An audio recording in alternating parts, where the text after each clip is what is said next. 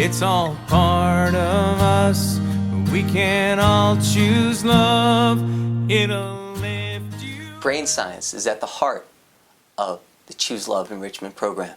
While we provide you with a neuroscience explanation of what it means to learn and practice courage, gratitude, forgiveness, and compassion in each specific grade level, this video provides an explanation of the brain model we use to help teachers and students easily remember how to engage their brains in choosing love and learning.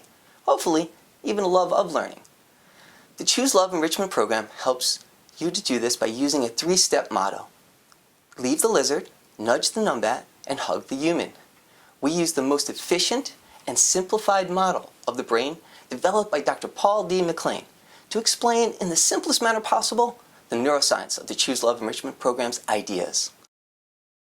Dr. McLean's model divides the brain into 3 sections, and it's called the triune brain. Although it is an oversimplified model, it contains many of the basic workings and truths about the brain. The triune model provides a way to explain the basics of the brain so that every child, and even us big kids, can understand the power of how thinking, your ideas and thoughts and behavior, your actions and words, are connected. The 3 brain sections of the triune model, which are interconnected, include, number 1, the reptilian brain. That includes the brainstem and cerebellum.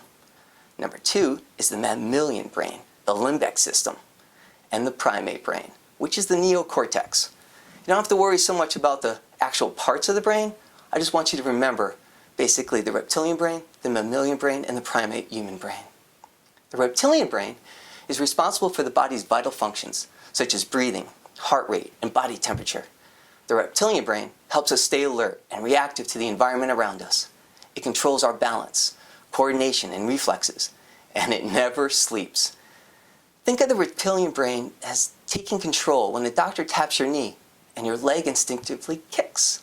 Well, that's the reptilian brain. It's instinctually reactive and inflexible. We call the reptilian brain the lizard.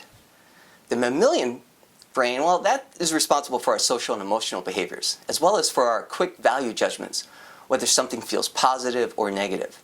It is buried deep inside the brain and is sometimes considered the heart of the brain.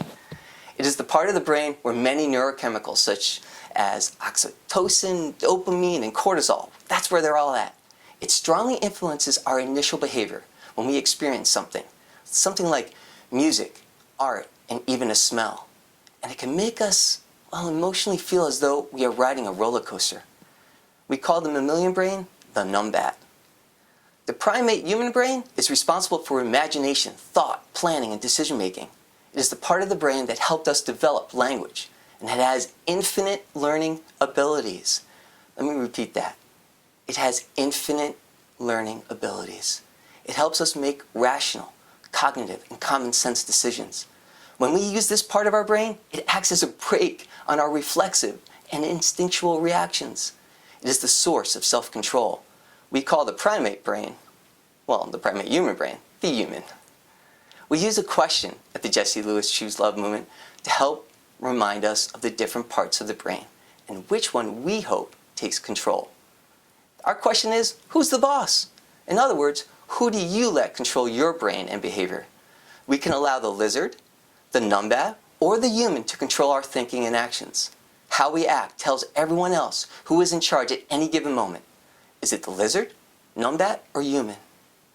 We make the choice of who controls our actions in every situation. When we are in a situation that excites us in either a positive, kind of goosebumpy feeling way, or negative, angry feeling way, each of us can choose which part of the brain we want to control our responses.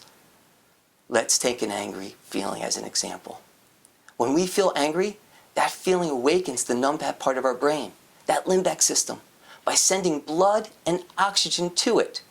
The blood and oxygen is like feeding the numbat.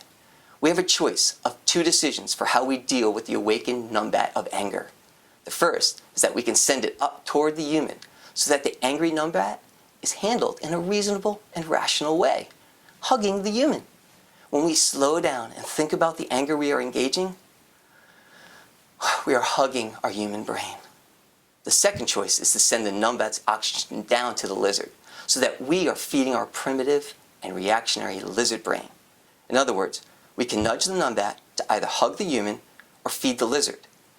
The Jesse Lewis Choose Love movement wants to help everyone learn how to leave the lizard and nudge the numbat toward hugging the human.